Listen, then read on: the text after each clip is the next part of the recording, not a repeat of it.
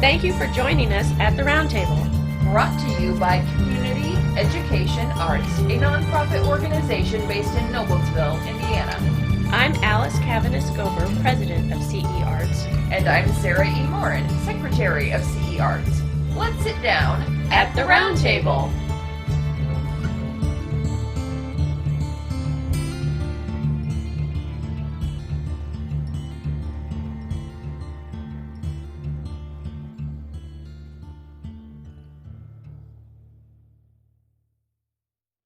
Joining me today at the Roundtable is musician Craig Brenner. Craig, thank you so much for being here, and I just want you to tell everybody out there a little bit about yourself, first off. All right, well, thank you for having me, Alice. I'm Craig Brenner from Bloomington, Indiana. I'm a musician. I play piano, mostly non-classical styles of the early 20th century on through contemporary. I play solo piano, and I also have a band called Craig Brenner and the Crawdads. And I'm a member of a band that's been around for about 30 years called the Ragin Texans. We play periodically also. I've heard of the Ragin Texans, and I think I've actually heard you guys perform before, but that just tells you how old I am and how I used to live in Bloomington, so I'm a little familiar.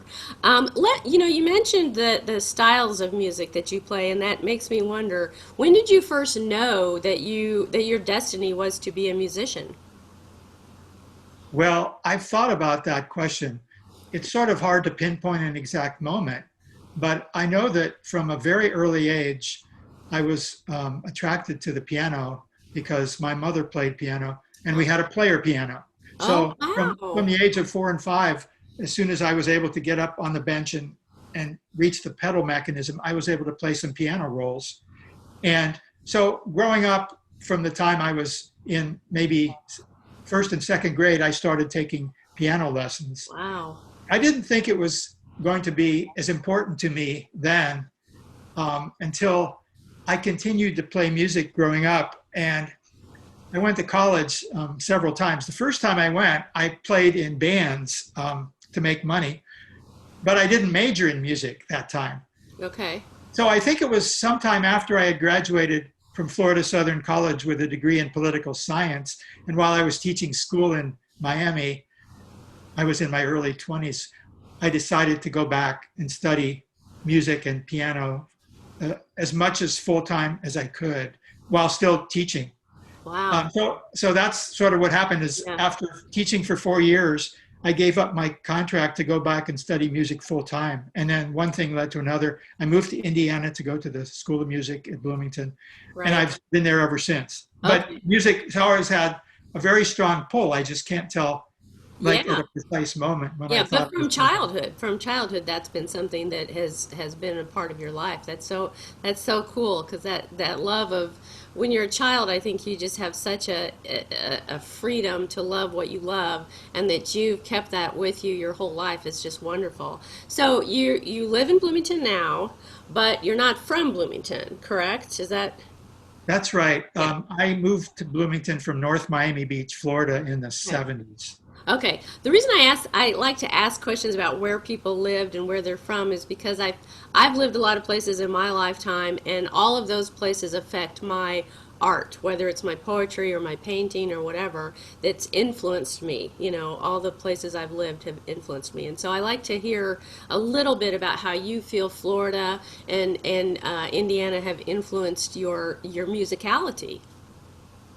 Well, certainly when I was growing up in North Miami Beach, I was introduced to a lot of Latin influenced music. Right. There was radio stations from Cuba that we could get on our AM radio easily at night, and I would listen to a lot of Cuban music, and I still love those rhythms. And I don't really play that many Latin rhythms on the piano, although I have in one recording I wrote a piece called Suave Agave and another one called The New Latin Swing, which both feature some very heavy Latin influenced music. That's very cool.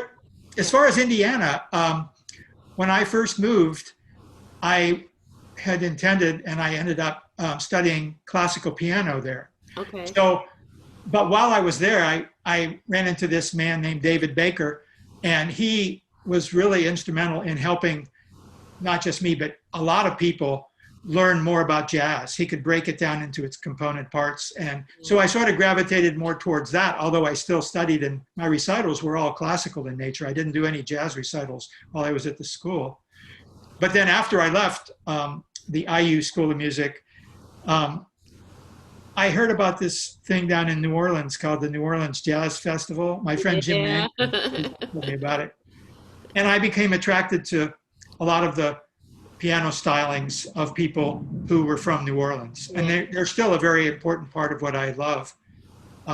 So my music has sort of shifted from, playing like Bach to jazz to New Orleans style. Then it took a turn to boogie-woogie, which is basically the same as New Orleans piano, but without the New Orleans left-hand rhythms. Anyway, it sort of evolved that way. Yeah, but all of that was influenced by what you heard and where you were and the people you were with, and that's that is the kind of stuff that makes every artist an individual. I really believe that, and so I find that very interesting, and I always like to ask that question because I feel like it helps us understand your journey a little bit. And every journey is like, for me, I envision journeys as kind of being like roller coaster rides. They got their ups and they got their downs, and so I always like to ask, what are some of your most notable or the ups and downs that have really impacted you the most as a musician? Well, one thing that made a big impression on me and is even more part of my heart now, because the person that I'm talking about recently passed away. He was a really good friend of mine.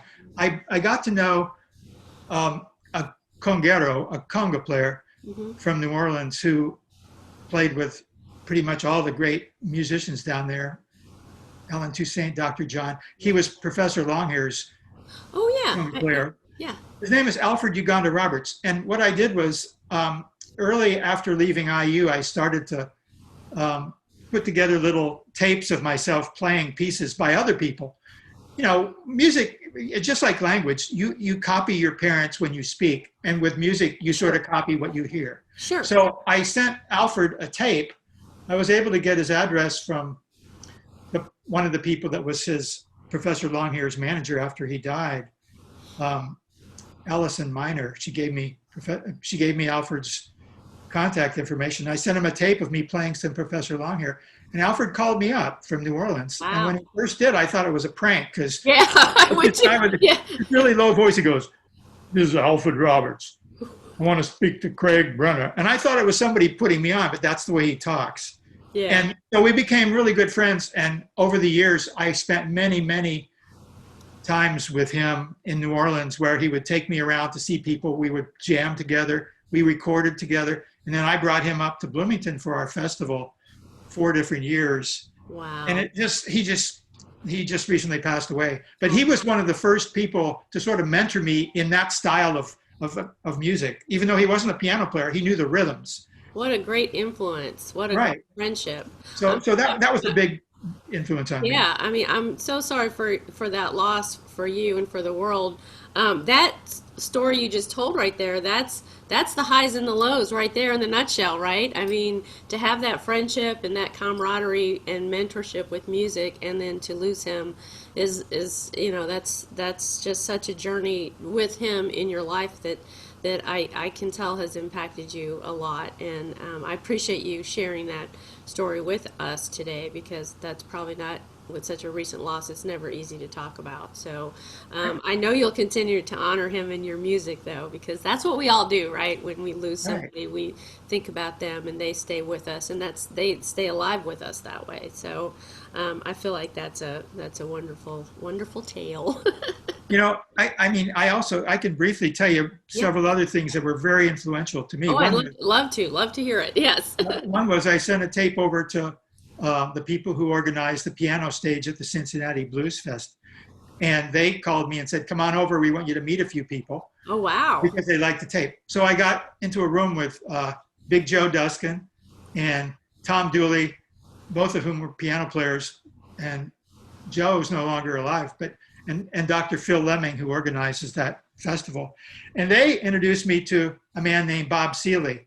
So Bob's now another one of my mentors that I hang out with as much as I can. He's in his 90s, but at a certain point, he was considered the best boogie-woogie player in the world. Wow. And he's a living link to the original Big Three because he was a friend of Meade Lux Lewis, who along with Albert Ammons and Pete Johnson were, first presented in Carnegie Hall by John Hammond back in the 30s at a concert called From Spirituals to Swing. And he had rounded him up because he heard him on the radio playing in Chicago and Cincinnati and Kansas City. But anyway, so Bob is another one. That's and how then music stays alive, though, is those original people, even after they've passed on, through the people like you that come through later in their lives, and the connections made. That's how their music and their impact on the world stays alive, and you're continuing that for them and with them. I love that. I love that story. Thank you. And then just to finish that story, I realized that having a festival like the one that Dr. Lemming in Cincinnati puts on, where he just features piano players all day long on a stage. Yeah. I met somebody from France who was playing there when I did, and he invited me to play in France in 2014. So my wife Lori and I both went there. It was a fantastic week. And when we came back, I said, I want to start something like that in Bloomington. And so we did in 2015. That's great. And so we've had 5 years of it. The one this year in 2020, we had to cancel because of the COVID pandemic, but we still have it on schedule to happen next year if everything goes. Tell right. everybody the name of the festival. Oh, sure. It's called Bloomington Boogies, the Bloomington Blues and Boogie-Woogie Piano Festival. That's awesome. So Sort of a long title. We call it Bloomington Boogies for short. Yeah, that's awesome, and I love that you traveled to France and did that, and were so inspired by that, and you brought it back home with you and started your own. And the COVID-19, that leads us right into COVID-19, because I always, as long as we're in the middle of a global pandemic, I'm going to be asking everybody I talk to. So, how has it impacted you, and what adjustments are you making? And canceling things like what you just mentioned is par for the course for all of us. But Right. tell us a little bit about COVID-19 and how you're dealing with everything. Well, it canceled pretty much all of my live performances starting in March. And I'm down in Florida now. And another reason that COVID has impacted me is because my mother lives here in a full-time skilled long-term care facility. And for several months, I haven't been able to go in. No. So even though I'm in the same town, the best we can do is I can look at her through a window, and then we can use our cell phones, and she has an iPad, and we talk, but we see each other. Yeah. And that's just so heartbreaking. And Oh. that's one of the reasons why I wrote one of those songs that I believe I sent you. Your called, song is so beautiful, and it's on Thank our you. website, Yeah, thank you. CEArts.org. It's on our latest online arts showcase and what page, and I just love that song so much. And I got to tell you, it's not exactly the same thing, but last March, not this one, but in 2019, my first grandchild was born. And Congratulations. thank you. He's the love of my life. Don't tell my husband that, but he's the love of both our lives. But I was helping my daughter take care of him until she went back to work. I think she had 2 or 3 months off for maternity leave, and then I had him all day from 7 in the morning until 5 in the afternoon. Monday through Friday. I took care of him for a year. And his birthday is mid-March, and then COVID-19 really hit Indiana hard, and the governor did the, hey, everybody's got a lockdown. And I was already, feeling threatened by COVID-19 because I have a lot of pre-existing health problems. And so my doctors were telling me that I needed to be isolating from everybody. And so after spending a year with my little grandson, 11 hours a day, suddenly I couldn't see him anymore. I can't hold him. I can't, we Zoom, every day we Zoom, and, he knows who I am, and it's, I'm not forgotten. We're not forgotten from each other, but you're right. It's just not the same thing to have some sort of pane of glass between you, whether it's a remote viewing or literally a window. I mean, it's the saddest, most heartbreaking thing. And I wish for you and your mom that she stays healthy and that we all get through this and can be physically together again, because Thank you. it it is the hardest thing to not be able to hug your loved ones. I have two grown children. I haven't hugged them since March, I mean, it's just awful. So, hang in there is what we got to do. We got to stay safe and protect ourselves and others and, make it through this so that we can come out the other end and all be together again. Right. And that includes, in a less personal way, that includes the live music events and all the art galleries that are doing virtual exhibits instead of in-person ones. And I mean, the arts community is struggling just like other businesses are struggling, and so Well, in fact, I to amplify that, I've found that performing musicians are sort of at the bottom of the totem pole when it comes to government assistance for us, especially if you're like used to playing a lot of solo performances like me. You don't have you can't get this payroll, whatever it's called, payroll exactly. protection help. Yeah. And I don't know what we can do about that, but it's just, I don't there are a know. lot of people that are doing online things. I'm not really set up for that yet, Yeah. but I want to get to that point Yeah, where well, I can I perform hope you online. can because your music is beautiful and it needs to Thank be you. shared with the world, especially during this time. Our world needs the beauty of your music. I truly believe that. Oh, thank you very So much. please, I wish you all the best in getting an online presence growing. Hopefully, what we're doing with this podcast and and putting stuff on our website, we'll be able to help you do that a little bit. I'm just so grateful that you joined us today and that I got a chance to meet you, sort of in person, virtually, because I truly just love your music so much. I really think it's wonderful. So tell everybody your website, where they can find out more about you, and how to reach you. Well, it's craigbrenner.com, this Easy, easy to C-R-A-I-G, remember, yeah. Brenner.com. And also there is a link there to the festival, Yeah, Bloomington Boogies website. So good. we have two different websites. One is focused on my compositions and my band. And the other one is all these performers that are from around the world that play blues and boogie-woogie piano. That's wonderful. That's wonderful. Well, I feel like we've had a great conversation, and I thank you so much for being with me at the round table today. And I'm just gonna hold you up in my thoughts, and hope that everything goes well for you, and you get your online stuff booming, and make everybody happy with your music out there. Well, I just really thank you so much for allowing me to be on your Oh, it was podcast. my Thank you very much. honor. It was It's my very nice honor to and my meet you too. pleasure. So, okay. All right. Thank you so much, Craig. This has been At the Round Table with Alice And Sarah E. of Community Education Arts. Our nonprofit organization is based in Noblesville, Indiana. You can find us online at CEArts.org.